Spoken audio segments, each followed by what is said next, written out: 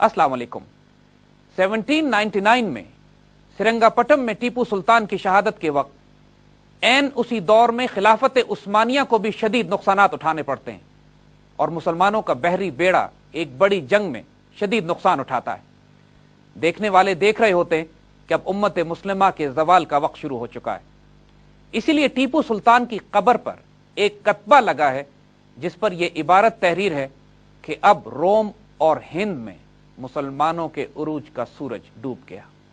देखिए, तारीखी तौर पर कौमों के उरूज और जवाल के अदवार होते हैं। Rise and fall of civilisations की जो थ्योरी है, कुरान पाक उसको बड़े खूबसूरत अल्फाज में बयान करता है। तिलकल अय्यामु नदाविलुहा बैनन्नास, ये तो वो दिन हैं जो कौमों के अंदर हम फिराते रहते हैं। कभी एक कौम उरूज पे जाती है, कभी वो कौम जवाल की तरफ रुखसत होती है। इससे ना इस्लाम का ताल्लुक है ना गैर मुस्लिम होने का। हर वो कौम जो दुनिया में अपना उरूज देखेगी, एक वक्त आता है जब उसको अपना जवाल देखना पड़ता है। 18वीं और 19वीं सदी खुसूसी तौर पर और 20वीं सदी के पहले 50 साल मुसलमानों के जवाल के दौर हैं। ये वो दौर है कि जब पूरी उम्मत मुस्लिमा चारों तरफ से खतरात में घिर चुकी थी। मुसलमान इलाकों पर चारों तरफ से मुख्तलिफ कुव्वतें यलगार करती चढ़ी चले आ रही थी। मुसलमान अपनी इज्जत, आबरू, दीन और ममालिक के दिफा में मजाहमती जंगें लड़ रहे थे, यानी वॉर ऑफ रेजिस्टेंस। पहले मुसलमानों ने war of resistance state actors के तौर पर लड़ी, यानी नवाब सिराजुद्दौला और टीपू सुल्तान ने जो मजाहमतें की वो मुसलमानों की रियासतों ने की थी। वो स्टेट एक्टर्स थे जो मुसलमानों के उमूमी जवाल के दौरान मुसलमानों के जवाल को रोकने के लिए मजाहमत पेश कर रहे थे उन कुव्वतों को कि जो मुसलमानों के इलाकों पर चढ़ी चली आ रही थी। मगर जब स्टेट एक्टर्स का जवाल शुरू हो गया, सिराजुद्दौला, टीपू सुल्तान और उस्मानी खिलाफत भी टूटने फूटने लगी, तो फिर तमाम मुसलमान ममालिक में नॉन स्टेट एक्टर्स, यानी वो मुजाहिदीन ग्रोह पैदा होना शुरू हुए जिन्होंने अपनी दीन, मुल्क, कौम और इज्जत और आबरू के लिए जहाद का परचम बुलंद किया। पूरी मुसलमान दुनिया में हमें कई तहरीकें बैक वक्त नजर आती हैं कि जो उस दौर में जारी थी। गैरतमंद और दलेर मुजाहिदीन अपने लीडर्स, अपने उलमा और पूरी कौम की इज्तिमाई गलतियों की सजा के कफ्फारे के पूरी उम्मत मुस्लिमा में एक गैर मामूली हीरोइक रेजिस्टेंस थी जो चारों तरफ पेश की जा रही थी। अकल हैरान कर देने वाले मुजाहरे कुर्बानियों के, शहादतों के पेश किए जा रहे थे। तमाम मुसलमान दुनिया इस बात के बावजूद कि बेदारी और अपने आप को गुलामी से निकालने की कोशिश कर रही थी, इस वक्त इतने ओवरवेलमिंग ऑड्स उसके खिलाफ थे कि इस बात की कोई उम्मीद नहीं थी कि मुसलमान अपने आप को शिकस्त से बचा सकें। उसके बावजूद ये जांबाज हर महाज पर अपनी जानों के नजराने पेश करते रहे, इंपीरियल और कॉलोनियल पावर्स के सामने रेजिस्टेंस पेश करते रहे और उस कॉलोनाइजेशन को रोकने की कोशिश करते रहे कि जो मुसलमान दुनिया पर मुसल्लत की जा रही थी। और एक और गैर मामूली हकीकत और तारीख का अलमिया जो सामने आता है वो ये कि जब कौम जवाल इस हद तक पहुंच जाए कि उसके चंद नौजवानों को अपनी इज्जत और आबरू की हिफाजत के लिए वॉर ऑफ रेजिस्टेंस लड़नी पड़े, तो फिर अल्लाह ताला इनफरादी नेकियों की वजह से इज्तिमाई गलतियां माफ नहीं करता। तमाम वॉर ऑफ रेजिस्टेंस जो मुसलमानों ने उस दौर में लड़ी, उनका अंजाम शिकस्त या शहादत पे था। नवाब सिराजुद्दौला ने पहली बाकायदा स्टेट रेजिस्टेंस पेश की। टीपू सुल्तान दूसरे स्टेट एक्टर थे कि जिन्होंने अंग्रेजों के खिलाफ मजाहमत की, लेकिन उनके बाद सिवाय खिलाफत उस्मानिया के, जो कि एक रियासत मुसलमानों की मुकम्मल रह गई थी, बाकी तमाम रेजिस्टेंसेस मुसलमानों ने नॉन स्टेट एक्टर्स ने दी हैं। और यह बात भी तारीख की नोट करने की है कि ना तो कौमों का उरूज 1-2 साल में होता है, ना ही उनका जवाल। मुसलमानों के जवाल ने भी 250 साल लिए, उनके उरूज को भी इतना वक्त लगा। इसी तरह खिलाफत उस्मानिया 18वीं सदी के आखिर में इतनी कमजोर हो चुकी थी कि उसको सिक मैन ऑफ यूरोप कहा जाता था। उसके बावजूद इसको खत्म होते होते 20वीं सदी के पहले 25 साल लगे। इन कामों में ना जल्दबाजी की जा सकती है, ना जल्द नतीजे निकलते हैं। कौमों के उरूज जवाल की दास्तानें नस्लों पर फैली होती हैं। जिस दौर में टीपू सुल्तान की शहादत होती है, तकरीबन उसी वक्त दागिस्तान के पहाड़ी सिलसिले में एक बच्चा पैदा होता है जो आइंदा आगे जाकर 30 साल तक रूसियों की मजाहमत करता है جو اس علاقے میں اپنا تسلط قائم کرنے کی کوشش کر رہے ہوتے ہیں۔ وہ بچہ تاریخ میں آگے جا کر نامور مسلمان جنرل اور تاریخ کے پہلے گوریلا لیڈر امام شامل ہوتے ہیں۔ ہم اس وقت 19ویں صدی کے آغاز میں داخل ہو چکے ہیں۔ یہ وہ وقت ہوتا ہے کہ جس کو دنیا گریٹ گیم کے دور کے نام سے یاد کرتی ہے۔ روسی امپائر ماسکو سے نکل کر آہستہ آہستہ نیچے سینٹرل ایشیا اور آکسس کی طرف بڑھ رہی ہوتی ہے، اور دوسری طرف برٹش امپائر ہندوستان اور پرشیا کے آس پاس کے علاقوں سے بڑھتی ہوئی افغانستان کی طرف جا رہی ہوتی ہے۔ ان دونوں بڑی بڑی سپر پاورز کا تصادم مسلمان دنیا میں ہوتا ہے۔ اس گریٹ گیم کے دور میں تمام مسلمان علاقے جو سینٹرل ایشیا میں ہوتے ہیں وہ روس کے تسلط میں چلے جاتے ہیں۔ انگریزوں کی فارورڈ پالیسی یہی ہوتی ہے کہ افغانستان کو بفر سٹیٹ کے طور پر روک کر آکسس ریور کے مغرب میں اور نارتھ میں جو تمام علاقے ہیں وہ روس کو دے دیے جائیں، اور اس سے نیچے کے سارے علاقوں پر برٹش امپائر آ کے رک جائے۔ اس گریٹ گیم کے دور میں جب روسی امپائر اپنے علاقوں میں پھیلتی ہے چاروں طرف، تو ایک طرف وہ خلافت عثمانیہ سے بھی ٹکراتی ہے۔ وہ تمام علاقے جو خلافت عثمانیہ کے زیر تسلط تھے کیسپین اور بلیک سی کے درمیان، آذربائیجان، آرمینیا، جارجیا اور قفقاز کے ریجن، ان تمام علاقوں پر بھی شدید لڑائی ہوتی ہے، اور خلافت عثمانیہ آہستہ آہستہ وہاں سے بھی پیچھے ہٹتی ہے، اور خاص طور پہ بڑے صوبے جارجیا، آرمینیا اور آذربائیجان پر روسیوں کا تسلط قائم ہو جاتا ہے۔ اس وقت کی دنیا کی اگر آپ فورس پوزیشننگ کو دیکھیں اور بڑی بڑی گلوبل سپر پاورز کا آپس میں مقابلہ کریں تو ہم کو چار بڑی طاقتیں نظر آتی ہیں۔ ایک رشین امپائر ہے جو نیچے پھیلتی بھی چلی آ رہی ہے، اور اس کی شدید دشمنی ہے برٹش امپائر سے اور خلافت عثمانیہ کے ساتھ۔ دوسری خلافت عثمانیہ ہے، تیسرے فرینچ ہیں، اور چوتھے خود برٹش امپائر۔ اب ان چاروں طاقتوں کا آپس میں کئی جگہ تصادم ہے، اور کہیں یہ باہم حلیف ہوتے ہیں ایک دوسرے کے خلاف۔ فرانس اور انگلینڈ کی آپس میں شدید لڑائی ہوتی ہے، اور فرانس اور روس کی آپس میں شدید جنگیں جاری ہوتی ہیں۔ یہ اتنا ہی غیر معمولی جیو پولیٹیکل سناریو ہوتا ہے کہ جس میں کوئی کسی کا دوست نہیں ہوتا، جس کو جب موقع ملتا ہے دوسرے کے ساتھ الائنس کر کے دوسروں کے خلاف محاذ بنا لیے جاتے ہیں۔ روس اور ترکی کے درمیان، کیسپین سی اور بلیک سی کے درمیان ایک بہت خوبصورت اور خونخوار پہاڑی سلسلہ ہے۔ اس کو آج کی زبان میں داغستان یا کوکیشس کہتے ہیں۔ آرمینیا، آذربائیجان اور جارجیا پہلے ہی روس لے چکا ہوتا ہے۔ اب صرف یہ ایک طویل پہاڑی سلسلے ایسے رہ جاتے ہیں کہ جہاں پہ روسی فوجیں داخل نہیں ہو سکتی۔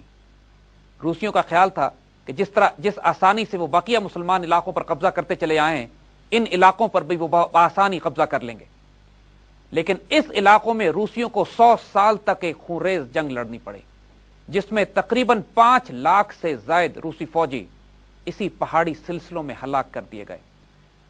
ایک روسی جنرل کہتا ہے کہ ہم نے داغستان، چیچینیا اور شیشان کے علاقوں کو فتح کرنے کے لیے جتنے فوجی اور وسائل ضائع کیے ہیں، اتنے وسائل سے ہم جاپان سے لے کر ترکی تک تمام علاقے فتح کر لیتے ہیں۔ اس 100 سالہ جنگی تاریخ میں غیر معمولی جرت، دلیری اور وارفیئر کی وہ مثالیں نظر آتی ہیں جو اس سے پہلے کبھی دنیا نے نہیں دیکھی تھی۔ دنیا کے خوبصورت ترین علاقے اور مشکل ترین اور دشوار گزار پہاڑی راستے۔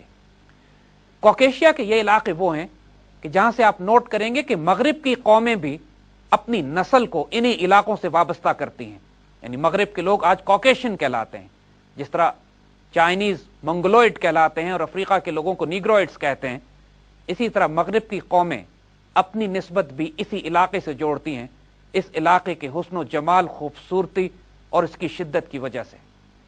روسیوں نے 100 سال تک اس علاقے میں جنگیں لڑیں، جن کو تاریخ میں کوکیشین وارز کے نام سے یاد کیا جاتا ہے۔ جس طرح انگریز ہمارے ٹرائبل ایریاز میں جو جنگیں لڑتے تھے ان کی بڑی رومانوی داستانیں بیان کی جاتی تھیں، اسی طرح روسی لٹریچر اور ادب میں بھی کوکیشین وارز کو بہت رومانوی حیثیت دی جاتی ہے، اس بات کے باوجود کہ یہ روسیوں کی تاریخ میں ایک بہت مشہور روسی ناول نگار لیو ٹالسٹائے، جس نے اپنی شہرہ آفاق کتاب وار اینڈ پیس لکھی ہے، اس کا مواد بھی اس نے کوکیشین وارز سے لیا تھا۔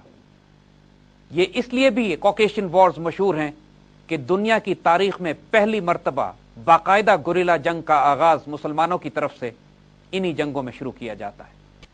इससे पहले कि हम आगे की जंगी तारीख बयान करें, आइए इस इलाके और इसमें रहने वाले लोगों के बारे में कुछ बात कर लेते हैं।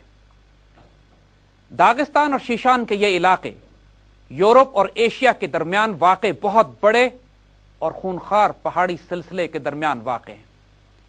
आम पहाड़ की ऊंचाई 10,000 फीट या इससे बुलंद है।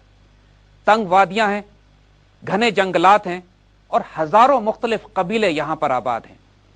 दुनिया में कोई जगह ऐसी नहीं है कि जहां इतने छोटी सी जगह पर कई हजार जबानें बोली जाती हों। अलेक्जेंडर के बारे में कहा जाता है कि जब वो इस इलाके के करीब आया तो इसने 114 से जायद मुतरज्जिम रखे आसपास के लोगों से बात करने के लिए। एक अरब मौर्रिख ने तो इन इलाकों को माउंटेन ऑफ लैंग्वेजेस कहा है। यह जगह इतनी पुरस्रार और खूंरेज थी कि पिछले कई हजार साल से कोई गैर मुल्की फौज या हुक्मरान इन इलाकों में दाखिल नहीं हो सके थे। हत्ता कि इस्लाम भी यहां दाखिल नहीं हुआ था और यहां के जंगजू और खूंरेज कबाइल किसी बाहर से आने वाली फौज को टिकने ही नहीं दिया करते थे। 18वीं सदी के आखिर तक भी ये लोग बुत परस्त और गैर मुस्लिम हुआ करते थे। यहां बसने वाली कौम इंतहाई जंगजू, मजबूत और खूनखार थी और इस कदर पुरस्रार लोग और ये इलाका इस कदर पुरस्रार था कि उस जमाने के तमाम इस्लामी अदब में ये देवमालाई हैसियत इख्तियार कर गए थे।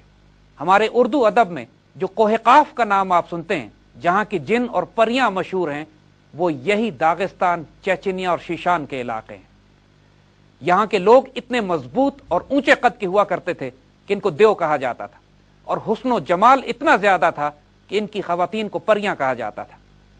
इस वजह से ये देव और परियां पूरी दुनिया में देवमालाई हैसियत इख्तियार करके अदब और लिटरेचर में अपनी जगह बना चुके थे। मगर इन इलाकों में कोई दाखिल नहीं होता था। ना खिलाफत उस्मानिया दाखिल हो सकी, ना पर्शियन एम्पायर। हत्ता के सहाबा कराम भी जब इस इलाके को फतह करते हुए आए थे तो इन पहाड़ों के दामन में रुक गए थे और अंदर दाखिल नहीं हो, जहां तक रसाई ही तकरीबन नामुमकिन होती थी। कहा यह जाता है कि इस कदर मजबूत लोग होते थे कि उस जमाने में औरतें शादी उस मर्द से करती थी कि जो इतनी ऊंची छलांग लगा सके कि एक 6 फुट के इंसान के ऊपर से वो गुजर जाए और कम से कम 23 फुट चौड़े दरियाई नाले को वो छलांग लगाकर पार कर सके। और बाद में जब रूसी इस इलाके में दाखिल हुए तो यह शर्त और शामिल हो गई कि औरत उसी मर्द से शादी करती थी जो कम से कम एक रूसी को कत्ल करता था। रूसियों के लिए इस इलाके में दाखिल होना एक नाइटमेयर, एक डरावना ख्वाब था। वो जिस इत्मीनान से बाकी तमाम मुसलमान इलाकों को फतह करते हुए दाखिल हुए थे, यहां पर उनको अपनी मौत से वास्ता पड़ा था। अब आइए कॉकेशियन वॉर्स में जो बैलेंस ऑफ पावर है, यानी चेचनिया और दागिस्तान के लोगों और रूसी एम्पायर के दरमियान जो ताकत का तवाजुन है, उस पर जरा नजर डाल लेते हैं। रूसी एम्पायर उस वक्त की जदीद तरीन टेक्नोलॉजी, वेपनरी, आर्टिलरी, इन्फेंट्री और मस्केट से मुसल्लह थी। उसके मुकाबले में इस पहाड़ी सिलसिले में रहने वाले लोगों के पास मस्केट्स भी नहीं हुआ करती थी और सिर्फ तलवारों और तीरों का मुकाबला था। उसके बावजूद 100 साल ये जंगें चली हैं और जैसे कि रूसी जनरल ने कहा कि रूसियों ने इस कदर अफराद यहां जाया किए हैं कि उन अफराद से ये जापान से तुर्की तक का सारा इलाका फतह कर सकते थे। जदीद दुनिया को मॉडर्न गुरिल्ला वॉरफेयर सिखाने वाले यही दागिस्तान और शीशान के जिन और परियां थे। इन लोगों ने दुनिया को पहली दफा यह बताया कि मॉडर्न सुपर पावर को गुरिल्ला वॉरफेयर के जरिए किस तरह शिकस्त दी जा सकती है। आइए अब थोड़ा सा रूसी कौम के बारे में भी बात कर लेते हैं। रूसी कौम जिस इलाके से ताल्लुक रखती है वो भी कोई खुशगवार इलाका नहीं है। दुनिया के सर्द तरीन इलाके कि जहां पर सर्वाइवल के लिए इंसान को जरूरत से ज्यादा टफ होना पड़ता है। आपको याद होगा कि 1812 में जब नेपोलियन अपनी तमाम फौज के साथ रूस पर हमला आवर होता है तो उसको शिकस्त देने वाले रूसी फौजी नहीं, रूस का मौसम होता है। नेपोलियन ने कहा था कि उसको जनरल विंटर्स ने शिकस्त दी है। यानी इस कदर शदीद सर्दियां थी कि नेपोलियन की फौज तबाह बर्बाद होकर रह गई। उस इलाके में रूसी ना सिर्फ जिंदा रहते थे बल्कि इन्होंने अपने आप को इस कदर मुनज्जम कर लिया था कि यहां से निकलकर पूरी दुनिया में फैलकर एक सुपर पावर बनाने के काबिल हो गए थे। रूसी भी किसी सूरत में भी कमजोर लोग नहीं थे। अफगानिस्तान की जंग में हमें रूसियों से वास्ता पड़ा है। جس طرح روسی فوجی افغانستان کے پہاڑوں میں سروائیو کرتے تھے وہ ایک تقریباً ناممکنات صورتحال تھی۔ افغانستان ایک دنیا کے ان ہاسپٹیبل اور مشکل ترین علاقوں میں شامل ہے، لیکن چیچنیا اور داغستان اس سے زیادہ مشکل علاقے ہیں۔ افغانستان کے مجاہدین اپنے مقامی لوگوں کی طرح شدید مضبوط، ٹف، ہارڈ ورکنگ اور مجاہد لوگ تھے، مگر داغستان اور چیچنیا کے لوگ افغانوں سے بھی زیادہ ٹف ہیں۔ علامہ اقبال نے اپنے خوبصورت شعر میں مختلف طرح کی قوموں کے پس منظر اور ان کے مزاج کی بات کی ہے۔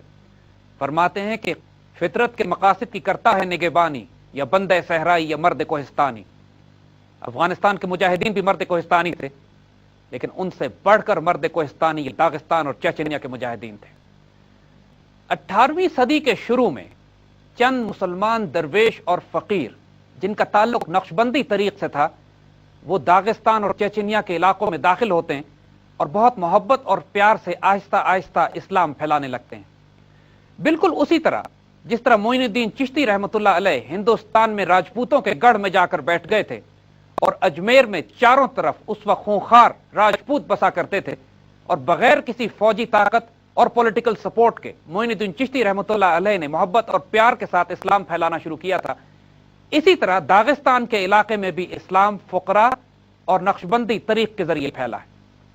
کئی فقراء کو تو ان علاقے کے جنگجو قبائل نے قتل کر دیا، لیکن اس کے باوجود مسلسل ایک سیریز جاتی رہی اندر ان تمام لوگوں کی کہ جو مختلف علاقوں میں پھیل کر اسلام کی سافٹ طریقے سے تبلیغ کرتے رہے، اور نتیجتاً اس پورے علاقے کو مسلمان کر لیا گیا۔ یہ اتنی غیر معمولی روحانی کامیابی تھی کہ جو مسلمانوں کو پچھلی 12 صدیوں میں نصیب نہیں ہوئی تھی۔ یہ بھی تاریخ کی ایک غیر معمولی بات نوٹ کرنے کی ہے کہ جس زمانے میں نقشبندی طریق کے سلاسل داغستان اور چیچنین میں روسیوں کے ساتھ مزاحمت پیش کر رہے تھے، اسی دوران میں پاکستان ہندوستان کے علاقوں میں سید احمد شہید اور شاہ اسماعیل شہید اسی قسم کی ایک تحریک سکھوں اور انگریزوں کے خلاف برپا کیے ہوئے تھے۔ جو ادب اپنے امیر سے یعنی مرشد اور مرید کا تعلق سید احمد شہید اور شاہ اسماعیل شہید کی تحریک کو تھا، وہی تعلق ان مجاہدین کو تھا کہ جو داغستان اور چیچنیا کے علاقوں میں روسیوں کی مزاحمت کر رہے تھے۔ وہ تحریک مریدین کی تحریک کہلاتی ہے، یعنی اس کے امام اس تحریک کے مرشد تھے، اور باقی تمام مجاہدین اپنے مرشد کے ہاتھ پر بیعت کر کے جہاد کا علم بلند کرتے تھے۔ ہندوستان میں جاری سید احمد شہید اور شاہ اسماعیل شہید کی تحریک کی طرح داغستان اور شیشان کی تحریک بھی شریعت پہ شدید قائم تھی۔